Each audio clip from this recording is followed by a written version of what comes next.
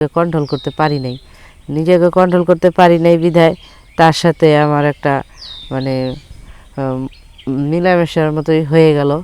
তো সেও খুশি, আমিও খুশি, যেহেতু আমার স্বামী অনেক দিন আমার পাশে নেই। আমি যে চাইবই যে স্বামীর একটা আদর, সেই আদরটা আমি আমার ভাসুরের মাঝখানে পেয়েছি।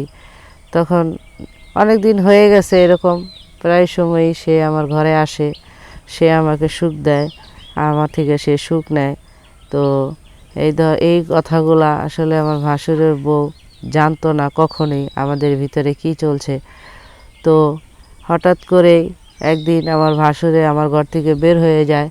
তো আমার ভাসুরের বউ যে ও দেখে ফেলে, তো দেখে ফেলে এটা নিয়ে অনেক সংসারে অশান্তি হয়। অশান্তি হওয়ার পরে আমি দেখি যে না, আমার 3-4 মাস হয়ে গেছে, আমার শরীরটা বেশি একটা ভালো না। তখন আমি ডাক্তারের কাছে যাই। ডাক্তারের কাছে গিয়ে দেখি যে ডাক্তার বলছে যে আমার পেটে নাকি বাচ্চা। তো আমার হাজব্যান্ড বিদেশ থাকে, আমার পেটে কীভাবে বাচ্চা আসবে? আমার হাজব্যান্ড তো আমাকে নতুন বিয়ে করে রেখেই চলে গেছে 2-3 মাস পরে। তো এরকম এখন আমার জালে, যেমন আমার ভাসুরের বউ, সে আমার নামে অনেক কথা বলে বেড়াচ্ছে। তো এই কথা আশেপাশের মানুষজন জানাজানি হয়ে গেছে। এই কথা আমার হাজব্যান্ডও জেনে ফেলছে। আমার ভাসুরের সাথে আমার সম্পর্ক হয়েছে। আমি সুমাইয়া আক্তার, আমি বগুড়া জেলা আমার বাড়ি। তো আজকে আমি এই ভিডিওর মাধ্যমে আমার জীবনের কিছু সত্যি ঘটনা আমি তুলে ধরব। আপনারা ভিডিওটা পুরোটা দেখবেন, না টেনে, তারপরে আমাকে কমেন্ট করবেন। আমি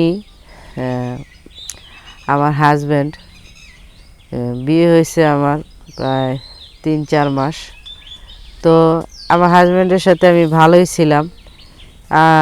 আমার ভাসুর আছে, ভাসুরও ওই আমার হাজব্যান্ড যে বাবার বাড়ি থাকে হাজব্যান্ডের, তো তারা 2 ভাই একই বাড়িতেই থাকে, আমার ভাসুর আর আমার হাজব্যান্ড।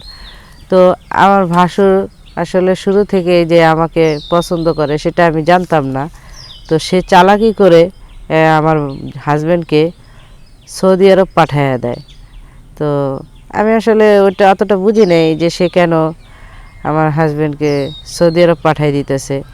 তো যখন দেখলাম যে আমার হাজব্যান্ড যাওয়ার পরে আমার ভাসুর আমার সাথে সাইদা সাইদা কথা বলে, তো অনেক রকম কথা বলে, আবার খালি গায়ে আমার সামনে ঘুরে বেড়ায়। আমি সবসময় এখন ফলো করতেছি যে সে আমার প্রতি একটা কেমন জানি দৃষ্টিতে তাকায়। তো যাই হোক, আমি 1-2 দিন এরকম 6 মাস হয়ে গেছে। এখন আমি স্বামী ছাড়া, আর আমার ভাসুরে আমার সামনে এইভাবে ঘুরে বেড়াইতেছে, আর আমিও নিজে কন্ট্রোল করতে পারি না, ঠিক আছে।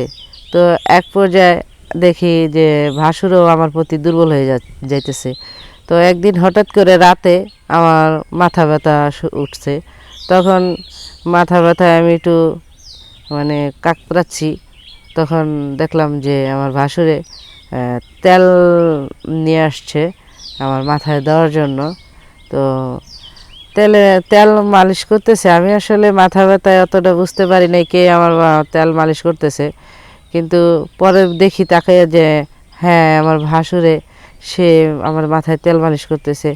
এক পর্যায়ে তার হাতের ছোঁয়া লেগে আমার শরীর যেন কীরকম আনচান আনচান করছে। তখন এক পর্যায়ে আমি আর নিজেকে কন্ট্রোল করতে পারি নাই বিধায় তার সাথে আমার একটা মিলামেশার মতোই হয়ে গেল। তো সেও খুশি, আমিও খুশি, যেহেতু আমার স্বামী অনেক দিন আমার পাশে নেই। আমি যে চাইবই যে স্বামীর একটা আদর, সেই আদরটা আমি আমার ভাসুরের মাঝখানে পেয়েছি। তখন অনেক দিন হয়ে গেছে এরকম, প্রায় সময়ই সে আমার ঘরে আসে, সে আমাকে সুখ দেয়, আমার থেকে সে সুখ নেয়। তো এই কথাগুলা আসলে আমার ভাসুরের বউ জানতো না কখনোই আমাদের ভিতরে কি চলছে। তো হঠাৎ করেই একদিন আমার ভাসুরে আমার ঘর থেকে বের হয়ে যায়। তো আমার ভাসুরের বউ যে ও দেখে ফেলে। তো দেখে ফেলে এটা নিয়ে অনেক সংসারে অশান্তি হয়। অশান্তি হওয়ার পরে আমি দেখি যে না, আমার 3-4 মাস হয়ে গেছে, আমার শরীরটা বেশি একটা ভালো না। তখন আমি ডাক্তারের কাছে যাই। ডাক্তারের কাছে গিয়ে দেখি যে ডাক্তার বলছে যে আমার পেটে নাকি বাচ্চা। তো আমার হাজব্যান্ড বিদেশ থাকে, আমার পেটে কীভাবে বাচ্চা আসবে? আমার হাজব্যান্ড তো আমাকে নতুন বিয়ে করে রাইখাই চলে গেছে 2-3 মাস পরে।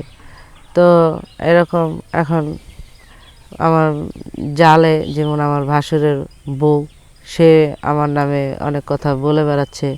তো এই কথা আশেপাশের মানুষজন জানাজানি হয়ে গেছে। এই কথা আমার হাজব্যান্ডও জেনে ফেলছে। আমার ভাসুরের সাথে আমার সম্পর্ক হয়েছে, আমার ভাসুরে আমার সাথে এই ধরনের কাজ করছে।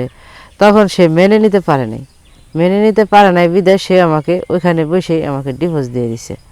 আমাকে ডিভোর্স দিয়ে দিছে। পরে আমার ভাসুরেও কী করবে, সে এখন বলতেছে যে আমি আমি এখন আমার ভাসুরকে বলতেছি যে আপনার ভাই আমাকে এরকম ডিভোর্স দিয়ে দিছে, এখন আমি কি করব? সে বলতেছে তুমি কি করবা সেটা কি আমি জানি? ভুল তোমার, ভুল আমার না। আমি পুরুষ মানুষ, আমি তোমার কাছে যেতেই পারি। তখন আমি চিন্তা করলাম যে আসলে সে এখন আমার সাথে এই ধরনের কথা বলতেছে, মানুষ শুনলে বলবে কি, ঠিকই তো, সে আমার ভাসুর, তার কি দোষ? দোষ তো আমারই, যেহেতু আমার স্বামী নাই আমার কাছে। তখন আর কি করার? তো আমি অনেকটাই ভেঙে পড়ছি। এখন আমি কিভাবে বাঁচবো না মারা যাব? আমাকে তো এখন এই বাড়িতে কেউ রাখবেও না, আমার হাজব্যান্ড তো আমাকে ডিভোর্স দিয়েই দিছে।